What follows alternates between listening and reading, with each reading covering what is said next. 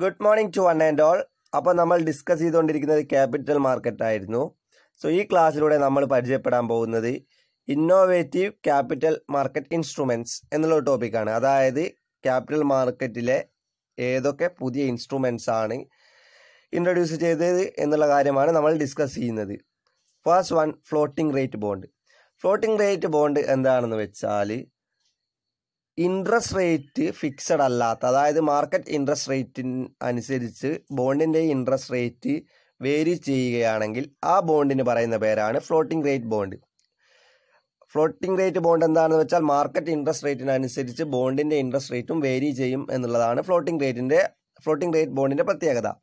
സാധാരണ traditional ബോണ്ടിൻ്റെ return അല്ലെങ്കിൽ interest rate എന്ന് പറയുന്നത് ഫിക്സഡ് ആയിരിക്കും.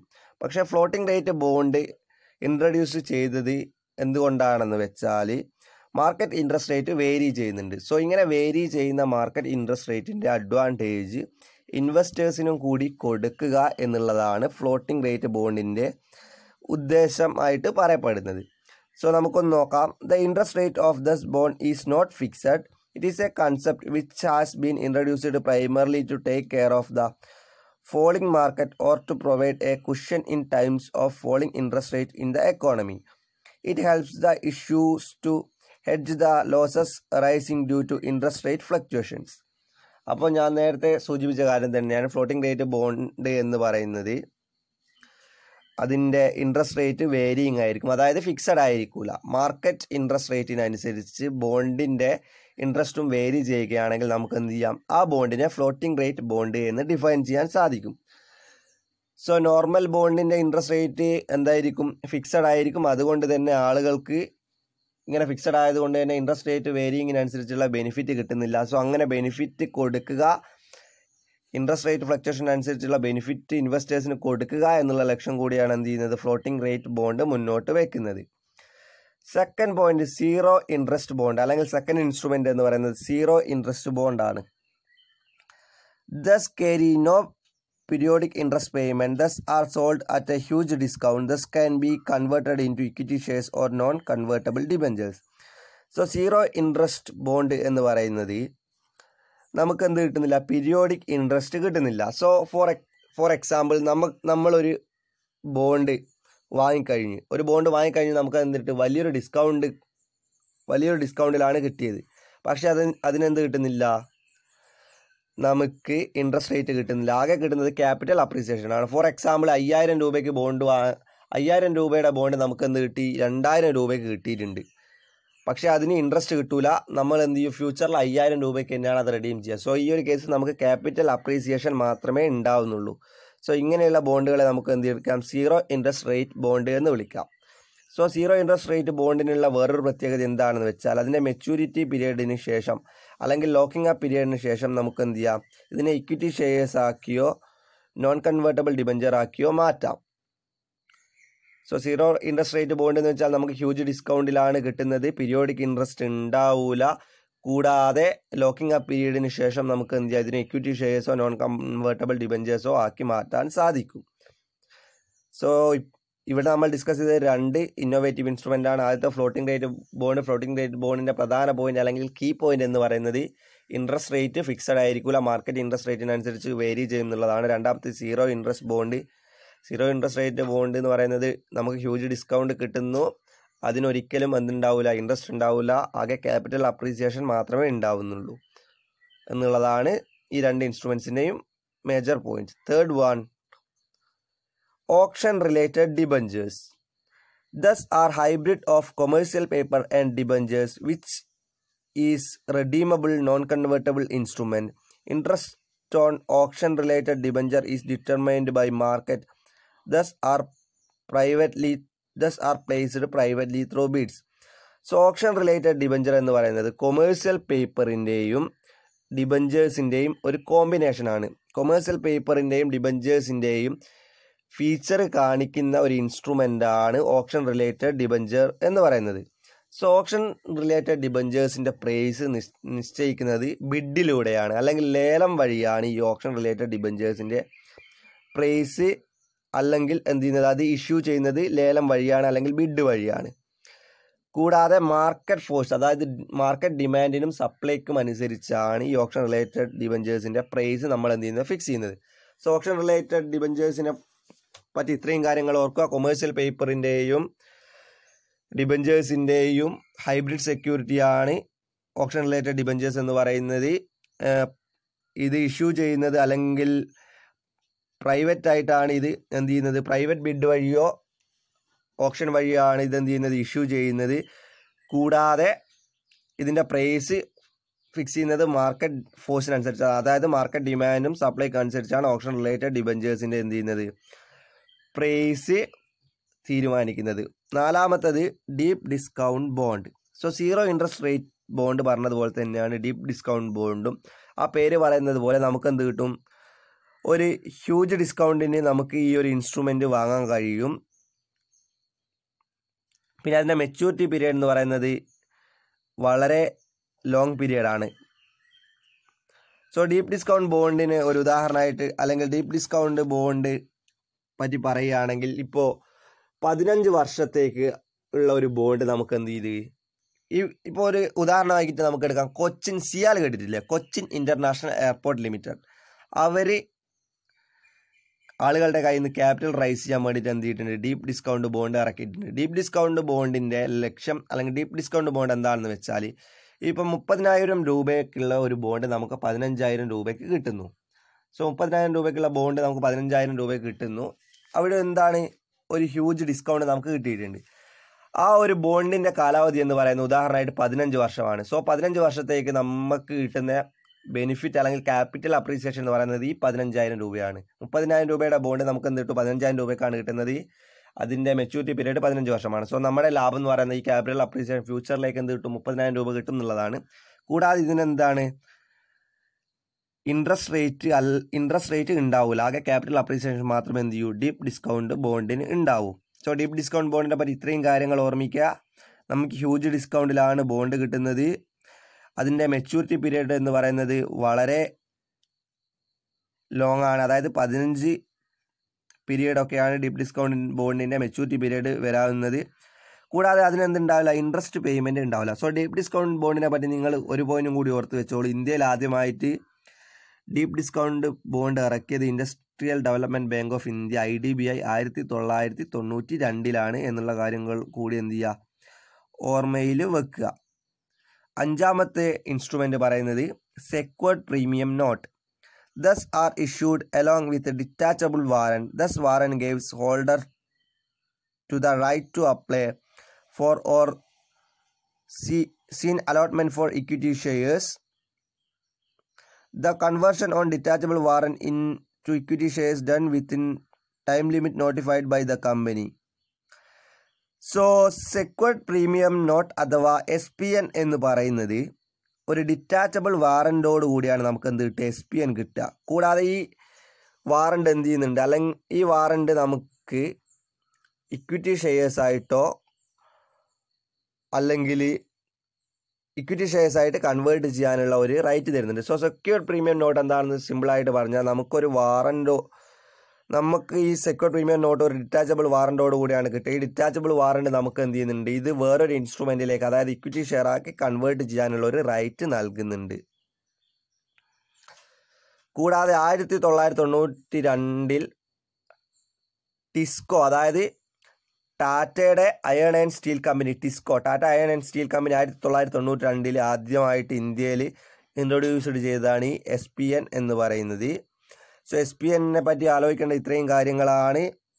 ഡിറ്റാച്ചബിൾ വാറൻറ്റോട് കൂടിയാണ് ഇതെന്ത് ചെയ്യുക, ഇഷ്യൂ ചെയ്യുക. കൂടാതെ ഇത് നമുക്ക് വേറൊരു ഇൻസ്ട്രുമെൻറ്റിലേക്ക് കൺവേർട്ട് ചെയ്യാനുള്ള അല്ലെങ്കിൽ ഇക്വിറ്റി ഷെയർ ആയിട്ട് കൺവേർട്ട് ചെയ്യാനുള്ള റൈറ്റ് ഉണ്ട്. 1992 ടാറ്റ അയൺ ആൻഡ് സ്റ്റീൽ കമ്പനിയാണ് ഈ SPN അഥവാ സെക്യൂർഡ് പ്രീമിയം നോട്ട് എന്ത് ചെയ്യുന്നത്, ഇന്ത്യയിൽ ആദ്യമായിട്ട് ഇഷ്യൂ ചെയ്യുന്നത്.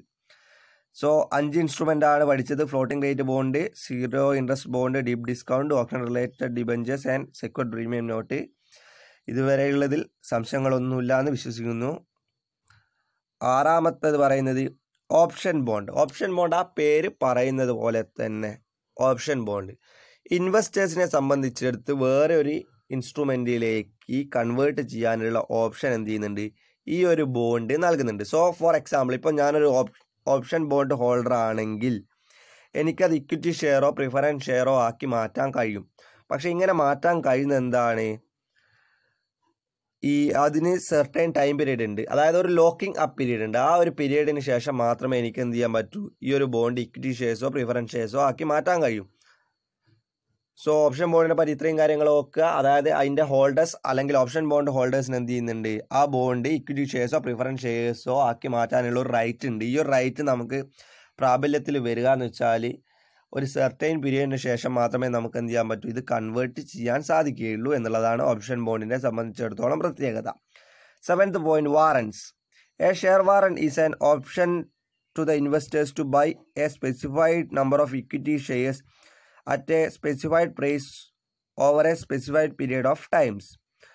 അപ്പോൾ വാറണ്ട് അല്ലെങ്കിൽ ഷെയർ വാറണ്ട് എന്താണെന്ന് വെച്ചാൽ ഇൻവെസ്റ്റേഴ്സിന് ഒരു specified number of equity shares വാങ്ങാനുള്ള റൈറ്റ് എന്ത് ചെയ്യുന്നുണ്ട്, ഈ വാറണ്ട് ഹോൾഡേഴ്സിന് കിട്ടുന്നുണ്ട്. അല്ലെങ്കിൽ ഈ വാറണ്ട് ഹോൾഡേഴ്സിന് ഇക്വിറ്റി ഷെയർസ് എന്ത് ചെയ്യുന്നുണ്ട്, ഒരു പ്രീഡിറ്റർമൈൻഡ് പ്രൈസിന് അല്ലെങ്കിൽ ഒരു പ്രീഡിറ്റർമൈൻഡ് നമ്പർ ഓഫ് പ്രീഡിറ്റർമൈൻഡ് പ്രൈസിന് വാങ്ങാനുള്ള റൈറ്റ് ഉണ്ട് എന്നുള്ളതാണ് 7th പോയിന്റ് അല്ലെങ്കിൽ വാറണ്ട് പറയുന്നത്.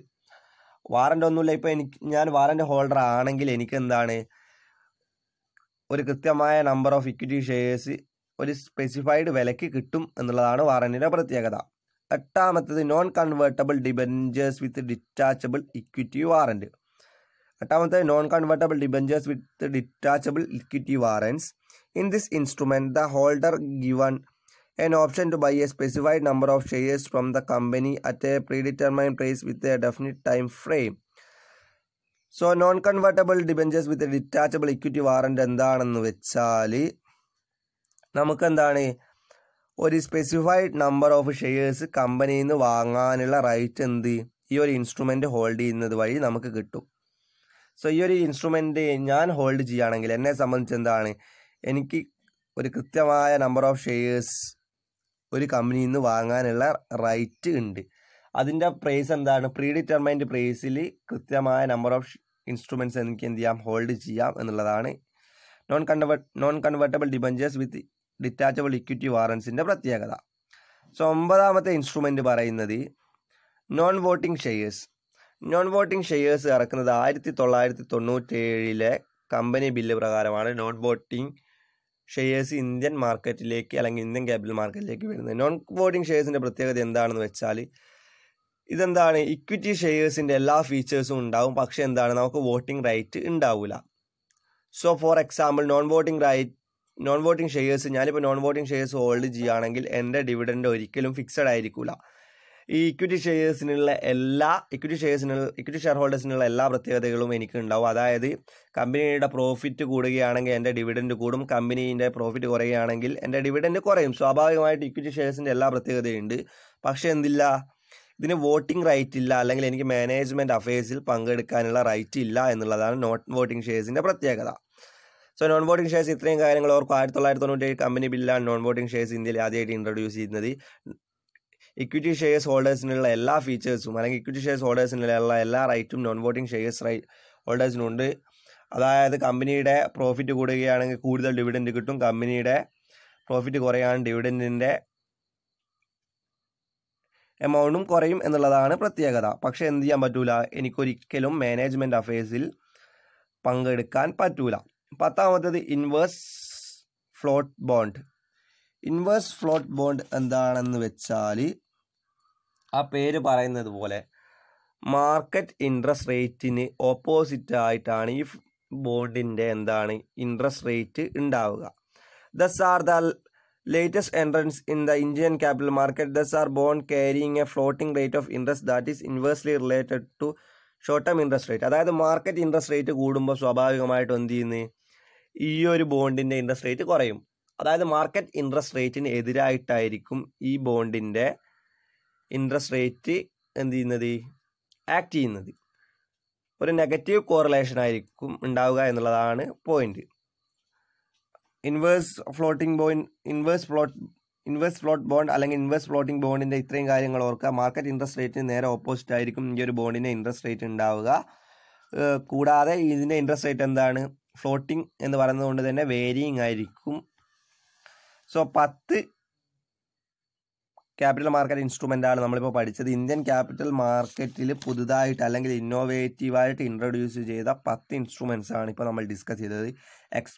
എക്സാം പെർസ്പെക്റ്റീവിൽ വളരെ പ്രധാനപ്പെട്ട ഒരു ഏരിയ ആണിത്. അതുകൊണ്ട് തന്നെ കൃത്യമായിട്ട് മനസ്സിലാക്കി പഠിക്കുക. അടുത്തതായിട്ട് നമ്മൾ ഡിസ്കസ് ചെയ്യാൻ പോകുന്നത് defects of Indian capital market. അതായത് ഇന്ത്യൻ ക്യാപിറ്റൽ മാർക്കറ്റ്, നമ്മൾ ഇത്രയൊക്കെ ഇന്ത്യൻ ക്യാപിറ്റൽ മാർക്കറ്റിനെ പറ്റി പറഞ്ഞിട്ടുണ്ടെങ്കിലും ഇന്ത്യൻ ക്യാപിറ്റൽ മാർക്കറ്റിന് എന്താണ്, ഒരുപാട് പ്രശ്നങ്ങളുണ്ട്, ചാലഞ്ചസ് ഉണ്ട്, ഡീമെറിറ്റ്സ് ഉണ്ട്. സോ ആ ഡീമെറിറ്റ്സ് ആണ് നമ്മൾ എന്ത് ചെയ്യുന്നത്, ഇനി ഡിസ്കസ് ചെയ്യുന്നത്. First one, lack of diverse instruments. So ബാക്കിയുള്ള എല്ലാ രാജ്യങ്ങളിലെയും ക്യാപിറ്റൽ മാർക്കറ്റ് കമ്പയർ ചെയ്ത് നോക്കുകയാണെങ്കിൽ ഇന്ത്യൻ ക്യാപിറ്റൽ മാർക്കറ്റിലെ ഇൻസ്ട്രുമെൻറ്റ്സ് വളരെ ലിമിറ്റഡ് ആണ്. അല്ലെങ്കിൽ ഇന്ത്യൻ ക്യാപിറ്റൽ മാർക്കറ്റിൽ എന്തില്ല, പുതിയ ഇൻസ്ട്രുമെൻറ്റ്സ് അല്ലെങ്കിൽ ഇന്നോവേറ്റീവ് ഇൻസ്ട്രുമെൻറ്റ്സ് വളരെ കുറവാണ് എന്നുള്ളതാണ് ഫസ്റ്റ് പോയിന്റ് പറയുന്നത്. Second point, lack of information disclosure. അതായത് ഒരു ക്യാപിറ്റൽ മാർക്കറ്റിനെ സംബന്ധിച്ചിടത്തോളം അവിടെ എന്തായിരിക്കണം, കൃത്യമായ ഇൻഫർമേഷൻസ് വേണം. The availability of timely, comprehensive, reliable and unbiased information to investors is essential in capital market. Thus are problems in respect of information availability in India. So Indian capital മാർക്കറ്റിനെ സംബന്ധിച്ചിടത്തോളം അവിടെ എന്തില്ല, കൃത്യമായ സമയത്ത് അല്ലെങ്കിൽ ആക്യുറേറ്റ് ആയിട്ടുള്ള information ഇൻവെസ്റ്റേഴ്സിന് കിട്ടുന്നില്ല. So ഇങ്ങനെ ഇൻഫർമേഷൻ ഇൻവെസ്റ്റേഴ്സിന് കിട്ടിയിട്ടില്ലെങ്കിൽ അവിടെ എന്താണ്, അതൊരിക്കലും നമുക്കൊരു എഫക്റ്റീവ് ക്യാപിറ്റൽ മാർക്കറ്റായിട്ട് കണക്കാക്കാൻ പറ്റില്ല. സോ ഇത് ഇന്ത്യൻ ക്യാപിറ്റൽ മാർക്കറ്റിൻ്റെ ഒരു ചാലഞ്ചായിട്ട് കണക്കാക്കപ്പെടുന്നു. Third, great competition. So Indian capital മാർക്കറ്റിൽ വളരെ ഹ്യൂജ് കോമ്പറ്റീഷൻ ഉണ്ട്. അതായത് ഇന്ത്യൻ ക്യാപിറ്റൽ മാർക്കറ്റ് സംബന്ധിച്ചിടത്തോളം അവിടെ ഇൻസ്റ്റിറ്റ്യൂഷൻ ഇൻവെസ്റ്റേഴ്സിൻ്റെ ഒരു ഡോമിനൻസ് ഉണ്ട്. അതായത് ഇന്ത്യൻ ക്യാപിറ്റൽ മാർക്കറ്റിലെ പ്രധാനപ്പെട്ട പങ്കാളികൾ അല്ലെങ്കിൽ പ്രധാനപ്പെട്ട പാർട്ടിസിപ്പൻസ് എന്ന് പറയുന്നത് ഇൻസ്റ്റിറ്റ്യൂഷൻ ഇൻവെസ്റ്റേഴ്സ് ആണ്. സോ ഇത് നമുക്ക് എന്ത് ചെയ്യാം, ഒരു ഡീമെറിറ്റ് ആയിട്ട് കണക്കാക്കാൻ സാധിക്കും. Fourth point, absence of genuine investors. So Indian capital മാർക്കറ്റിനെ സംബന്ധിച്ചിടത്തോളം അവിടെ സ്പെക്കുലേറ്റീവ് ട്രാൻസാക്ഷൻസ് ആണ് കൂടുതൽ. സ്പെക്കുലേറ്റീവ് ട്രാൻസാക്ഷൻ എന്താണെന്ന് വെച്ചാൽ, ഇപ്പോൾ നമ്മൾ ഒരു ഷെയർ മാർക്കറ്റിൽ ഇടപെടുന്നത് പെട്ടെന്നുള്ള ഒരു ഗെയിന് വേണ്ടിയിട്ടാണ്. സോ ഇന്ന് ഇൻവെസ്റ്റ് ചെയ്തിട്ട് നാളെ തന്നെ നമുക്ക് എന്ത് കിട്ടണം, ഹയർ റിട്ടേൺ കിട്ടുന്ന രീതിയിലുള്ള ട്രാൻസാക്ഷനാണ് നമ്മൾ ക്യാപിറ്റൽ മാർക്കറ്റിൽ നോക്കുന്നതെങ്കിൽ അങ്ങനെയുള്ള ട്രാൻസാക്ഷൻ നമുക്ക് എന്ത് ചെയ്യാം, സ്പെക്കുലേറ്റീവ് ട്രാൻസാക്ഷൻ എന്ന് പറയാം. സോ ഈ സ്പെക്കുലേറ്റീവ് ട്രാൻസാക്ഷൻ ഒരിക്കലും എന്ത് ചെയ്യില്ല, ഒരു ക്യാപിറ്റൽ മാർക്കറ്റിൻ്റെ ഡെവലപ്മെൻറ്റിലേക്ക് നയിക്കൂല. സോ ഇന്ത്യൻ ക്യാപിറ്റൽ മാർക്കറ്റിനെ സംബന്ധിച്ചിടത്തോളം സ്പെക്കുലേറ്റീവ് ട്രാൻസാക്ഷൻ ആണ് കൂടുതലുള്ളത്. ജെന്യുവിൻ ട്രാൻസാക്ഷൻ അല്ലെങ്കിൽ ലോങ് ടേം ട്രാൻസാക്ഷൻ കുറവാണ് എന്നുള്ളതാണ് ഫോർത്ത് പോയിന്റ് പറയുന്നത്. Fifth point, lack of liquidity. So Indian capital മാർക്കറ്റിൽ ആക്റ്റീവായിട്ട് ട്രേഡ് ചെയ്യുന്ന ലിക്വിഡ് ഇൻസ്ട്രുമെൻറ്റ്സ് കുറവാണ്. അധികവും ഉള്ളതെന്ന് വെച്ചാൽ ഇൻഫ്രീക്വൻ്റ് ആയിട്ട് ട്രാൻസാക്ട് ചെയ്യുന്ന ഇൻസ്ട്രുമെൻ്റ് ആണ്. സോ അതുകൊണ്ട് തന്നെ നമുക്ക് ഇന്ത്യൻ ക്യാപിറ്റൽ മാർക്കറ്റിന് ലിക്വിഡിറ്റി കുറവാണ് എന്ന് പറയാം. Sixth point, price rigging. Price rigging എന്താണെന്ന് വെച്ചാൽ ഒരു കമ്പനി അവരുടെ ഷെയർസിൻ്റെ പ്രൈസ് അല്ലെങ്കിൽ അവരുടെ സെക്യൂരിറ്റീസിൻ്റെ പ്രൈസ് ആർട്ടിഫിഷ്യലായിട്ട് കൂട്ടുന്ന പ്രോസസ്സിനെയാണ് എന്ത് പറയുന്നത്, പ്രൈസ് റിഗ്ഗിങ് എന്ന് പറയുന്നത്. ഇപ്പം നമ്മൾ ഇന്ത്യൻ ക്യാപിറ്റൽ മാർക്കറ്റിനെ പിടിച്ചു കുലിക്കുന്ന ഒരു സംഭവമാണ് ഈ സത്യം കമ്പ്യൂട്ടേഴ്സിലൊക്കെ നടന്നത് പ്രൈസ് റിഗ്ഗിങ് ആണ്.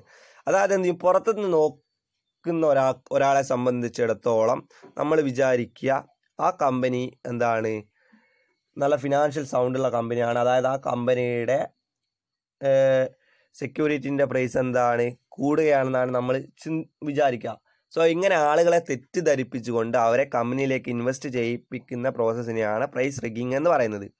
സോ സ്വാഭാവികമായിട്ട് ആളുകൾ എന്ത് ചിന്തിക്കും, കമ്പനിയുടെ ഷെയർസ് അല്ലെങ്കിൽ കമ്പനിയുടെ ഷെയർ പ്രൈസ് വർദ്ധിക്കുമെന്ന് ചിന്തിക്കുകയും ആളുകൾ കൂടുതലായിട്ട് ഇൻവെസ്റ്റ് ചെയ്യുകയും ചെയ്യുന്നു. പക്ഷേ യഥാർത്ഥത്തിൽ അവിടെ എന്തുണ്ടാവില്ല, ഇങ്ങനെ ഒരു സൗണ്ട് ഫിനാൻഷ്യൽ പൊസിഷൻ ആയിരിക്കില്ല ഉണ്ടാവുക. So price rigging Indian capital മാർക്കറ്റിനെ ഒരു വലിയ ചാലഞ്ചായിട്ട് കണക്കാക്കപ്പെടുന്നു. ഈ സത്യം കമ്പ്യൂട്ടേഴ്സ് പോലെയുള്ള ഒരുപാട് തട്ടിപ്പ് പ്രൈസ് റിഗ്ഗിങ് എന്ന് പറഞ്ഞൊരു ടൂൾ ഉപയോഗിച്ചാണ് എന്ത് ചെയ്തത് നടന്നത്. ഏഴാമത്തത്, insider trading, dominance of insider trading. Insider trading എന്താണെന്ന് വെച്ചാൽ ഈ ഒരു ഫിനാൻഷ്യൽ സെക്യൂരിറ്റിയെ പറ്റി ഉള്ള സെൻസിറ്റീവ് ഇൻഫർമേഷൻസ് ആ കമ്പനിയിലുള്ള ആളുകൾക്കോ അറിയാൻ പറ്റും. സോ അങ്ങനെയുള്ള ആളുകൾ എന്ത് ചെയ്യുന്നു, ആ കമ്പനിയുടെ ഷെയർസ് വാങ്ങുകയും വിൽക്കുകയും ചെയ്യുന്നു. സോ ഇതെന്താണ്, സ്വാഭാവികമായിട്ടും ബാക്കിയുള്ള ഇൻവെസ്റ്റേഴ്സിനെ ഇൻവെസ്റ്റ് ചെയ്യാൻ സാധിക്കാത്ത ഒരു സിറ്റുവേഷൻസ് ഉണ്ടാകും. Insider trading is defined as the sale or purchase of security by person who possess price sensitive information about the company. SEBI has made number of regulation to curb inside trading. For example, inside ട്രേഡിങ്ങിൻ്റെ ഉദാഹരണം പറഞ്ഞു കഴിഞ്ഞാൽ, ഇപ്പോൾ ഈ അടുത്ത് ചന്ദ കൊച്ചാർ, നിങ്ങൾ കേട്ടിട്ട് ICICIയുടെ CEO ആയിരുന്ന ചന്ദ കൊച്ചാറിന് ഇപ്പോൾ അടുത്ത് ഈ ഒരു തരത്തിലുള്ള ഒരു ആരോപണം നേരിടേണ്ടി വന്നിട്ടുണ്ട്. എത്രത്തോളം കഴമ്പുണ്ട് എന്നുള്ളത് അറിയില്ല, പ്രൂവ് ചെയ്യപ്പെടാത്തൊരു കാര്യമാണ്. അതായത് പ്രൈസ് റിങ്ങിൻ്റെ ഉദാഹരണമായിട്ട് പറഞ്ഞാൽ, എൻ്റെ ഒരു കമ്പനി, ഞാൻ എന്ത് ചെയ്യുന്നു, ഇപ്പോൾ ഞാൻ ടാറ്റ അയൺ ആൻഡ് സ്റ്റീൽ കമ്പനിയിലെ ഉദ്യോഗസ്ഥനാണ്. ആ ടാറ്റ എന്ത് ചെയ്യുന്നുണ്ട്, അവർ ഈ ഇക്വിറ്റി ഷെയർസ് ഇറക്കുന്നുണ്ട്. സോ സ്വാഭാവികമായിട്ടും എനിക്ക് എന്ത് കിട്ടും, ആ ഒരു കമ്പനിയെ പറ്റിയും അവരിറക്കുന്ന ഇൻസ്ട്രുമെൻസിനെ പറ്റിയും പ്രധാനപ്പെട്ട ഇൻഫർമേഷൻ, ആ സെൻസിറ്റീവ് ഇൻഫർമേഷൻ എനിക്ക് കിട്ടും. സോ ആ ഒരു ഇൻഫർമേഷൻ വെച്ചിട്ട് എനിക്ക് എന്ത് ചെയ്യാൻ പറ്റും, ഇതിൻ്റെ പ്രൈസ് കൂടോ കുറയോ എന്നുള്ള കാര്യം എനിക്ക് പ്രെഡിക്റ്റ് ചെയ്യാൻ പറ്റും. സോ അങ്ങനെയാണെങ്കിൽ എന്ത് ചെയ്യാം, ആ ഷെയർസ് എനിക്ക് വാങ്ങുകയും അതുവഴി കൂടുതൽ ലാഭം ഉണ്ടാക്കുകയും ചെയ്യും. ഈ ഒരു പ്രോസസ്സാണ് സിമ്പിളായിട്ട് പറഞ്ഞു കഴിഞ്ഞാൽ ഇൻസൈഡർ ട്രേഡിംഗ് എന്നുള്ളത്. അതായത് കമ്പനിയുടെ പറ്റി സെൻസിറ്റീവ് ഇൻഫർമേഷൻസ് ഉള്ള ആളുകൾ എന്ത് ചെയ്യുന്നു, ഈ ഒരു ഇൻസ്ട്രുമെൻറ്റ് വാങ്ങുകയും വിൽക്കുകയും ചെയ്യുന്നു, അല്ലെങ്കിൽ ഈ ഒരു ഇൻസ്ട്രുമെൻറ്റിൻ്റെ ട്രാൻസാക്ഷനിൽ ഇടപെടുന്നു എന്നുള്ള പ്രോസസ്സാണ് price rigging. So SEBI insider trading, price rigging അല്ല ഇൻസൈഡർ ട്രേഡിംഗ് ആണ്. സെബി ഇൻസൈഡർ ട്രേഡിംഗ് പ്രിവെൻറ്റ് ചെയ്യാൻ ഒരുപാട് ടൂൾ ഇറക്കിയിട്ടുണ്ട്. അതായത് ഒരു ഓർഗനൈസേഷനെ സംബന്ധിച്ച് സെൻസിറ്റീവ് ഇൻഫർമേഷൻസ് അറിയുന്ന ഒരാൾക്ക് ഒരിക്കലും എന്ത് ചെയ്യാൻ പറ്റൂല, സെക്യൂരിറ്റീസ് വാങ്ങുകയോ വിൽക്കാനോ ചെയ്യാൻ പറ്റില്ല എന്നുള്ളതാണ് പോയിന്റ്സ്. 8ാമത്തെ പോയിന്റ് പറയുന്നത് lack of transparency. So Indian capital മാർക്കറ്റിനെ സംബന്ധിച്ചിടത്തോളം ട്രാൻസ്പെറൻസി കുറവാണ്. അതായത് എന്തില്ല, ഇൻഫർമേഷൻസ് എല്ലാവർക്കും ഒരേപോലെയല്ല ലഭിക്കുന്നത്. അതായത് ഒരു ഇൻഫർമേഷൻ അസിമെട്രി ഇന്ത്യൻ ക്യാപിറ്റൽ മാർക്കറ്റിൽ ഉണ്ട് എന്നുള്ളതാണ് 8ാമത്തെ പോയിന്റ് പറയുന്നത്. എല്ലാവർക്കും കൃത്യമായ തരത്തിൽ കൃത്യമായ സമയത്ത് ഒരിക്കലും ഇൻഫർമേഷൻ കിട്ടുന്നില്ല. അതുകൊണ്ട് തന്നെ ഇൻഫർമേഷൻ അസിമെട്രി ഉള്ളത് കൊണ്ട് തന്നെ ഇന്ത്യൻ ക്യാപിറ്റൽ മാർക്കറ്റിൽ ട്രാൻസ്പെറൻസി കുറവായിട്ട് കണക്കാക്കപ്പെടുന്നു. 9ാമത്തെ point high volatility in stock market. Volatility എന്ന് പറയുന്നത് ഒരു സ്റ്റോക്കിൻ്റെ പ്രൈസിൽ ഉണ്ടാകുന്ന ഫ്ലക്ച്വേഷനെയാണ്, അല്ലെങ്കിൽ സ്റ്റോക്ക് മാർക്കറ്റിൽ ലിസ്റ്റ് ചെയ്യപ്പെട്ട കമ്പനിയുടെ ഷെയർസ് പ്രൈസിൽ ഉണ്ടാവുന്ന ഫ്ലക്ച്വേഷനെയാണ് നമ്മൾ എന്ത് ചെയ്യുന്നത്, വൊളാട്ടിലിറ്റി ഇൻ സ്റ്റോക്ക് മാർക്കറ്റ് എന്ന് പറയുന്നത്. ഫോർ എക്സാമ്പിൾ, ഇപ്പോൾ സ്റ്റോക്ക് മാർക്കറ്റിൽ രജിസ്റ്റർ ചെയ്യപ്പെട്ട എല്ലാ കമ്പനീസിൻ്റെയും പ്രൈസ് പെട്ടെന്ന് തന്നെ കൂടുകയും കുറയുകയും ചെയ്യുന്നുണ്ട്. അതായത് ഒരു കോൺസ്റ്റൻ്റ് ആയിട്ട് നിൽക്കുന്നില്ല. അങ്ങനെ കോൺസ്റ്റൻ്റ് ആയിട്ട് നിൽക്കാത്ത, അപ്പോൾ കൂടുകയും കുറയുകയും ചെയ്യുന്ന ആ പ്രോസസ്സിനെയാണ് എന്ത് പറയുന്നത്, വൊളാട്ടിലിറ്റി എന്ന് പറയുന്നത്. സോ ഇന്ത്യൻ ക്യാപിറ്റൽ മാർക്കറ്റിലെ അല്ലെങ്കിൽ ഇന്ത്യൻ സ്റ്റോക്ക് മാർക്കറ്റിലെ സെക്യൂരിറ്റീസ് ഹൈ വൊളാറ്റൈൽ ആണെന്നാണ് പറയുന്നത്. സോ വൊളാറ്റിലിറ്റി കൂടുമ്പോൾ സ്വാഭാവികമായിട്ടും എന്ത് ചെയ്യും, ഇൻവെസ്റ്റേഴ്സിൻ്റെ റിസ്ക് കൂടും. ഇൻവെസ്റ്റേഴ്സിൻ്റെ റിസ്ക് കൂടുന്ന അല്ലെങ്കിൽ വൊളാറ്റിലിറ്റി ഉള്ള സ്റ്റോക്ക് മാർക്കറ്റ് ഒരിക്കലും ഒരു എഫക്റ്റീവ് ക്യാപിറ്റൽ മാർക്കറ്റായിട്ട് അല്ലെങ്കിൽ എഫക്റ്റീവ് ക്യാപിറ്റൽ മാർക്കറ്റിൻ്റെ ടൂളായിട്ട് നമുക്ക് കണക്കാക്കാൻ പറ്റൂല. 10ാമത്തെ പോയിന്റ് പറയുന്നത് odd lot, problems of odd lot. Odd lot എന്താണെന്ന് വെച്ചാൽ, ലിസ്റ്റ് ചെയ്യപ്പെടാത്ത സ്റ്റോക്ക് മാർക്കറ്റിൽ ലിസ്റ്റ് ചെയ്യപ്പെടാത്ത സെക്യൂരിറ്റീസിനെയാണ് ഓഡ് ലോട്ട് എന്ന് പറയുന്നത്. ഓഡ് ലോട്ട് വരുന്നത് ഗ്രൂപ്പ് C കാറ്റഗറിയിലാണ്. അതായത് സ്റ്റോക്ക് മാർക്കറ്റ് ലിസ്റ്റ് ചെയ്യപ്പെട്ട സെക്യൂരിറ്റി, ലിസ്റ്റ് ചെയ്യാമത്തെ സ്റ്റോക്ക് മാർക്കറ്റിൽ രജിസ്റ്റർ ചെയ്യപ്പെട്ട സെക്യൂരിറ്റി വരുന്നത് ഗ്രൂപ്പ് A, ഗ്രൂപ്പ് B കാറ്റഗറിയിലാണ്. സോ ഈ സെക്യൂരിറ്റീസ് എന്താണ്, ഫാസ്റ്റ്ലി ട്രാൻസാക്റ്റബിൾ അല്ലെങ്കിൽ ആക്റ്റീവ്ലി ട്രേഡ് ചെയ്യുന്നതാണ് ഗ്രൂപ്പ് Aയും ഗ്രൂപ്പ് Bയിലും വരുന്നത്. സോ ഗ്രൂപ്പ് C എന്ന് പറയുന്നത് ആക്റ്റീവായിട്ട് ട്രേഡ് ചെയ്യപ്പെടാത്ത ഇൻസ്ട്രുമെൻ്റ് ആണ്. അങ്ങനെയുള്ള ഇപ്പോൾ എൻ്റെ കയ്യിൽ ഓഡ് ലോട്ട് ഉണ്ടെങ്കിൽ അത് വാങ്ങുകയും വിൽക്കുകയും എന്തിയാണ്, ഭയങ്കര പ്രശ്നമാണ്. അല്ലെങ്കിൽ അത് നമുക്ക് എപ്പോഴും പെട്ടെന്ന് വാങ്ങുകയും വിൽക്കുകയും ചെയ്യാൻ സാധിക്കില്ല. 11ാമത്തെ point influence of institution investors. ഞാൻ നേരത്തെ പറഞ്ഞതാണ്, ഇന്ത്യൻ ക്യാപിറ്റൽ മാർക്കറ്റിൽ ഇൻസ്റ്റിറ്റ്യൂഷൻ ഇൻവെസ്റ്റേഴ്സിൻ്റെ ഹോൾഡ് കുറവാണ്. ഇൻസ്റ്റിറ്റ്യൂഷൻ ഇൻവെസ്റ്റേഴ്സ് എന്ന് പറയുന്നത് ഫോർ ഇന്ത്യൻ ക്യാപിറ്റൽ മാർക്കറ്റ് സംബന്ധിച്ചിടത്തോളം അവിടുത്തെ പ്രധാനപ്പെട്ട പാർട്ടിസിപ്പൻസ് എന്ന് പറയുന്നത് public sector bank, commercial bank and other financial institutions ആണ്. ഇപ്പോൾ അവിടെയുള്ള ഇൻഡിവിജ്വൽ ഇൻവെസ്റ്റേഴ്സിൻ്റെ ഇൻഫ്ലുവൻസ് കുറവാണ് എന്നുള്ളതാണ് പോയിന്റ്. സോ എന്തുകൊണ്ട് ഇൻസ്റ്റിറ്റ്യൂഷൻ ഇൻവെസ്റ്റേഴ്സിൻ അല്ലെങ്കിൽ എന്തുകൊണ്ടാണ് ഇതൊരു ഡിമെറിറ്റ് ആയിട്ട് കണക്കാക്കപ്പെടുന്നത് എന്ന് വെച്ചാൽ, ഇൻസ്റ്റിറ്റ്യൂഷൻ ഇൻവെസ്റ്റേഴ്സിന് ക്യാപിറ്റൽ മാർക്കറ്റിനെ ഇൻഫ്ലുവൻസ് ചെയ്യാൻ സാധിക്കുന്നു. സോ അവർക്ക് വേണമെങ്കിൽ എന്ത് ചെയ്യാം, ഈ ക്യാപിറ്റൽ മാർക്കറ്റിനെ ഒന്നടങ്കം സ്വാധീനിക്കാനുള്ള ചാൻസ് ഉണ്ടാവും. സോ അതുകൊണ്ട് തന്നെയാണ് ഇൻഫ്ലുവൻസ് ഓഫ് ഇൻസ്റ്റിറ്റ്യൂഷൻ ഇൻവെസ്റ്റേഴ്സ് ഒരു ഡീമെറിറ്റ് ആയിട്ട് കണക്കാക്കപ്പെടുന്നത്. സോ ഇന്ന് നമ്മൾ ഡിസ്കസ് ചെയ്തത് innovative capital market instrument, demerits of അല്ലെങ്കിൽ ചാലഞ്ചസ് ഓഫ് ക്യാപിറ്റൽ മാർക്കറ്റ് എന്നിവയായിരുന്നു. സോ ഇന്ന് ഡിസ്കസ് ചെയ്തതിൽ എന്തെങ്കിലും സംശയങ്ങളോ കാര്യങ്ങളോ ഉണ്ടെങ്കിൽ ചോദിക്കുക. Thank you.